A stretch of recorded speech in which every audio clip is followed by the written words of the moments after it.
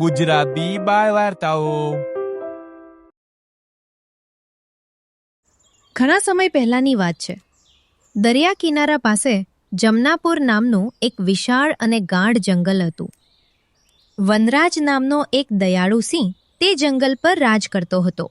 જંગલના બધા પ્રાણીઓ તેમના રાજાનું સન્માન અને આદર કરતા હતા. વનરાજ પણ તેની પ્રજાની સારી સંભાળ રાખતો હતો.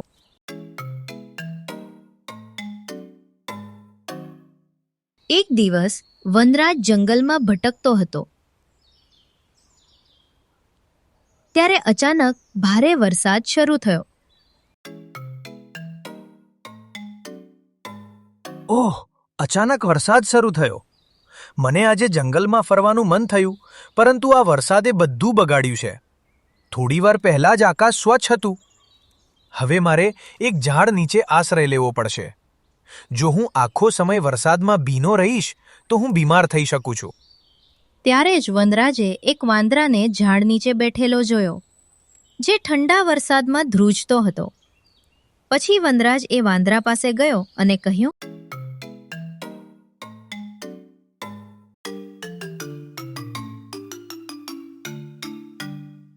તમે કોણ છો? તમે મારા જંગલમાંથી નથી લાગતા, અને તમે અહીં શું કરી રહ્યા છો? અચાનક સિંહને તેની સામે જોઈને વાંદરો ગભરાઈ ગયો. પછી તેણે ધીમેથી કહ્યું, મારું નામ શેરુ છે. મારા જંગલનો રાજા અચાનક ગાયબ થઈ ગયો, અને તેની ગેરહાજરીથી જંગલનું સંતુલન સંપૂર્ણપણે ખોરવાઈ ગયું. એટલા માટે મારે મારો જીવ બચાવવા અહીં આવવું પડ્યું.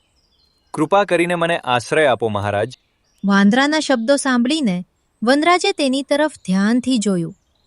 પછી તેણે ગુસ્સાથી કહ્યું, તમે શું કહી રહ્યા છો? શેરુ એક સિંહનું નામ છે, અને તમે ફક્ત એક વાંદરા છો. તમારી હિંમત કેવી રીતે થઈ કે તમે પોતાનું નામ શેરુ રાખવાની? સિંહના શબ્દો સાંભળીને વાંદરો ભયથી ધ્રુજી ગયો. પછી સિંહ જોરથી હસ્યો અને વાંદરાને કહ્યું, અરે, ડરશો નહીં. મારાથી ડરવાની કોઈ જરૂર નથી, મિત્ર. હું બીજા સિંહો જેટલો ક્રૂર નથી. તમારા જંગલનો રાજા સિંહ પાછો ન આવે ત્યાં સુધી તમે મારા જંગલમાં રહી શકો છો. મારી સાથે આવો. ત્યારબાદ વનરાજ વાંદરાને તેની ગુફામાં લઈ ગયો.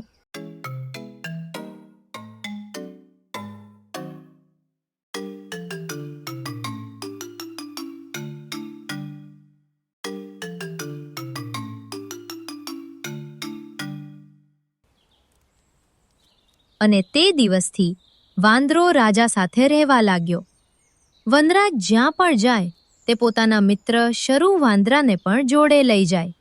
એના વગર ક્યાંય ના જતો.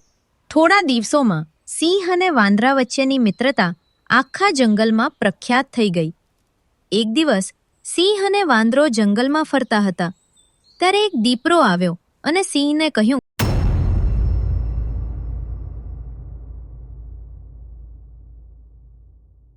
મહારાજ, વનરાજની જય હો. તમે કેમ છો? મેં તમને જોયા ને, ઘણો સમય થઈ ગયો છે મહારાજ.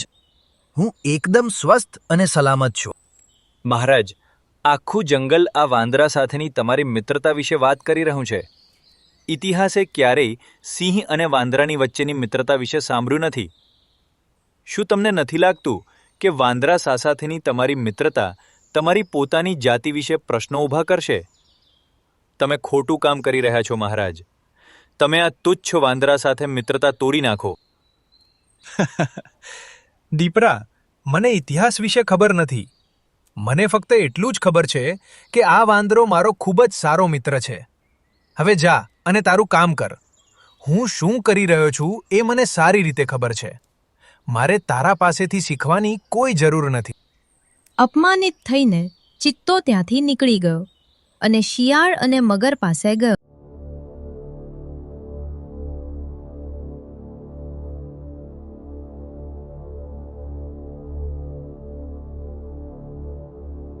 અરે યાર શિયાળભાઈ, મગરભાઈ, શું કહું હું? આ મૂર્ખ રાજાએ સિંહની પ્રજાતિને બદનામ કરી નાખી છે. એક તુચ્છ વાંદરા સાથે મિત્રતા? તે આવું કેવી રીતે કરી શકે? આપણે હવે ક્યાંય પણ આપણા ચહેરા બતાવવાને લાયક નથી. હા, તારી વાત સાચી છે. આપણે હવે બહાર આપણા ચહેરા બતાવવાને લાયક નથી. હું તને કહું છું, આ બાબતે જંગલના બધા પ્રાણીઓને તેની વિરુદ્ધ ઉશ્કેરો.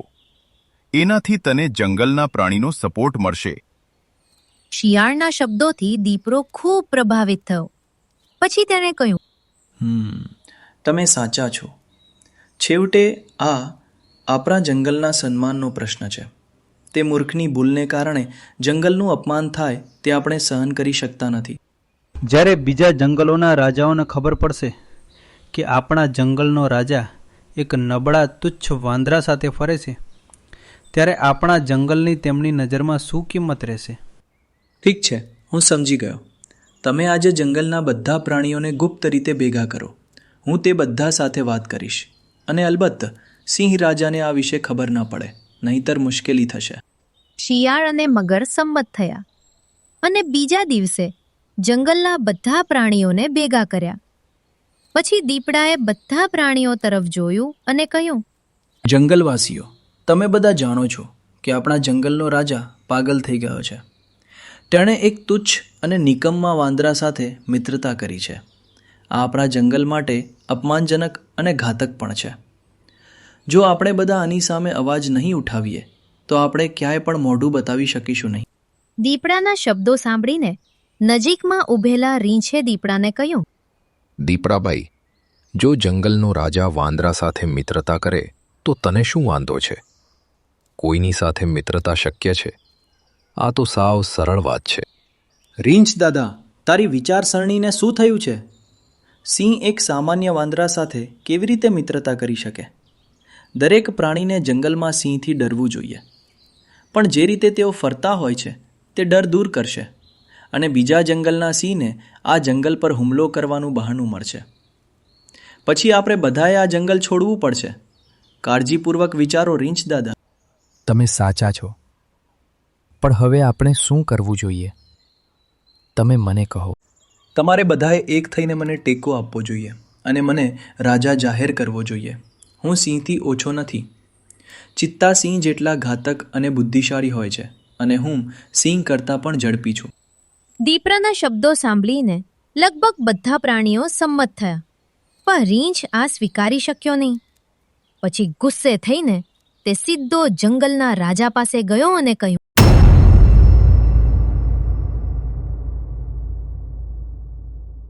મહારાજ, કૃપા કરીને આ જગ્યા છોડી દો. તમે ઘણી મુશ્કેલીમાં મુકાઈ શકો છો. રીંછના શબ્દો સાંભળીને સિંહ રાજા આશ્ચર્યચકિત થઈ ગયો અને કહ્યું, રીંછ દાદા, તમે આવું કેમ કહી રહ્યા છો? આ મારું જંગલ છે અને હું શા માટે જતો રહું? તમે આટલા ગભરાઈ ગયા છો? તમે શું જોયું મને કહો. રીંછે વનરાજને આખી ઘટના કહી. મહારાજ, તે દુષ્ટ દીપડાએ જંગલના બધા પ્રાણીઓને તમારી વિરુદ્ધ કરી દીધા છે અને તેઓ ટૂંક સમયમાં અહીં એક સાથે આવશે. તમે એકલા આ બધા પ્રાણીઓનો સામનો કરી શકતા નથી. તેથી જ હું તમને ત્યાંથી ચાલ્યા જવાનું કહી રહ્યો છું. આ બધું સાંભળીને વાંદરો હૃદયભંગ થઈ ગયો.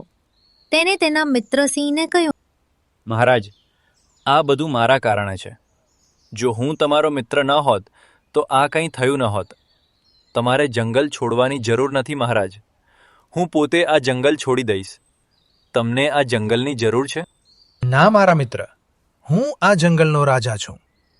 ભલે જંગલના બધા પ્રાણીઓ મારી વિરુદ્ધ એક થઈ જાય, પણ તેઓ કદાચ જાણતા નથી કે જ્યારે સિંહ ગર્જના કરે છે ત્યારે તે બધા પર કાબૂ મેળવી લે છે. હું તેમના પહેલા પહોંચી જઈશ. તમે બંને મારી સાથે આવો. આટલું કહીને વનરાજ, વાંદરા અને રીંછ સાથે તે જગ્યાએ પહોંચ્યા જ્યાં જંગલના બધા પ્રાણીઓ ભેગા થયા હતા. પછી બધા પ્રાણીઓ તરફ જોઈને સિંહે કહ્યું, વાંદરા સાથેની મારી મિત્રતામાં તમને શું વાંધો છે? શું સિંહ વાંદરા સાથે મિત્રતા ન કરી શકે? મને તેમાં કંઈ ખોટું દેખાતું નથી. સિંહના શબ્દો સાંભળીને એક પણ પ્રાણીએ જવાબ આપ્યો નહીં. આ જોઈને દીપડો હસ્યો અને કહ્યું, તમે આ નિર્દોષ પ્રાણીઓ સાથે શું વાત કરી રહ્યા છો વનરાજ? મારી સાથે વાત કરો. દીપડાના શબ્દો સાંભળીને સિંહ ખૂબ ગુસ્સે થયો. તેણે કહ્યું, હું મારા વનવાસીઓ સાથે વાત કરી રહ્યો છું, તારી સાથે નહીં દીપડા. અને હું તે બધાનો રાજા છું. મને તેમને પ્રશ્ન કરવાનો અધિકાર છે. તમે રાજા નથી, તમે રાજા હતા. કદાચ તમને ખબર નથી કે જંગલના બધા પ્રાણીઓએ મને તેમના રાજા તરીકે સ્વીકાર્યો છે. હવે હું જંગલ પર રાજ કરીશ. દીપડાના શબ્દોથી વનરાજ વધુ ગુસ્સે થયો. તેણે કહ્યું, તું પોતાને શું સમજે છો દીપડા? આ જંગલનો રાજા બનતા પહેલા તારે મારી સાથે લડવું પડશે. ફક્ત કોઈને કહીને જ તું રાજા નથી બની શકતો. રાજાએ પોતાની યોગ્યતા સાબિત કરવી પડે છે. તો તારી યોગ્યતા સાબિત કર. જો તું મને હરાવીશ તો હું તને પોતે રાજા જાહેર કરીશ. આવ અને મારી સાથે લડ. વનરાજે એટલું કહ્યું જ હતું કે વાંદરાએ સિંહને કહ્યું, મહારાજ, તમારે આ દીપડા સામે લડવાની જરૂર નથી. આ દીપડા માટે તો હું જ પૂરતો છું. હું તેની સાથે લડીશ. આવ, દીપડા યુદ્ધના મેદાનમાં. આ સાંભળીને સિંહ અને બધા પ્રાણીઓ આશ્ચર્યચકિત થઈ ગયા. પછી દીપડાએ કહ્યું, અરે ભાઈ, શું મારા એટલા બધા ખરાબ દિવસો આવી ગયા કે મારે વાંદરા સામે લડવું પડે? ભાગી જા વાંદરા, નહીતર હું તને હમણાં જ મારી નાખીશ. હું તને લડાઈ માટે પડકાર ફેંકું છું.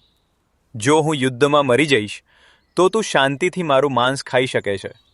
પણ જો તું હારી જા તો દીપડા. વનરાજે વાંદરાને રોકવાનો ખૂબ પ્રયાસ કર્યો, પરંતુ વાંદરાએ ના પાડી અને દીપડા સામે લડવા લાગ્યો.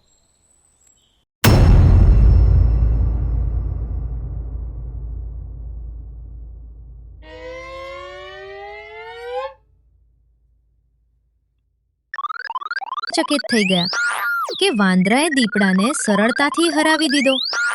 દીપડાએ બૂમ પાડી, તું તો એક સામાન્ય વાંદરો છે. તને આટલી શક્તિ ક્યાંથી મળી? તું કોઈ સામાન્ય વાંદરા જેવો દેખાતો નથી. મને હરાવવાનું એટલું સરળ નહોતું. પછી વાંદરાના શરીરમાંથી એક તેજસ્વી પ્રકાશ નીકળ્યો અને તે સિંહમાં પરિવર્તિત થઈ ગયો. આ જોઈને બધા પ્રાણીઓ આશ્ચર્યચકિત થઈ ગયા. આ કેવો ચમત્કાર છે! તું સિંહમાં પરિવર્તિત થયો છે. તું કોણ છે? એટલામાં જ એક ઋષિ પ્રગટ થયા અને સિંહને કહ્યું, મિત્ર, વાંદરો એક સિંહ જ છે. વનરાજ, મારા શ્રાપને કારણે તે વાંદરો બની ગયો. જ્યારે તે સિંહ હતો ત્યારે તે નિર્દોષ અને નબળા પ્રાણીઓને મારી નાખતો હતો. તેથી જ મેં તેને શ્રાપ આપ્યો અને તેને નબળા પ્રાણીમાં પરિવર્તિત કર્યો, જેથી તે જાણી શકે કે નબળા હોવાનો અનુભવ કેવો થાય છે. મેં તેને વાંદરાના રૂપમાં કોઈ શક્તિશાળી વ્યક્તિ સાથે લડવાનું પણ કહ્યું અને તે તેના મૂળ સ્વરૂપમાં પાછો ફરશે. આ સાથે ઋષિ અદૃશ્ય થઈ ગયો. પછી વનરાજે શેરુને કહ્યું, હવે મને સમજાયું કે તે મને તારું નામ શેરુ કહ્યું હતું અને તું જે જંગલ વિશે વાત કરી રહ્યો હતો તેનો રાજા તું હતો. હવે હું બધું સમજી ગયો.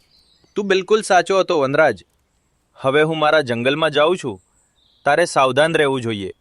આટલું કહીને શેરુ પોતાના જંગલમાં પાછો ગયો. પછી વનરાજે દીપડા અને શિયાળ અને મગરને જંગલમાંથી હાંકી કાઢ્યો. બાળ મિત્રો, લાઈક કરવાનું ના ભૂલતા. સબસ્ક્રાઇબ કરો આપણી ચેનલ ગુજરાતી બાળ વાર્તાને અને જુઓ સુંદર મજાની વાર્તાઓ.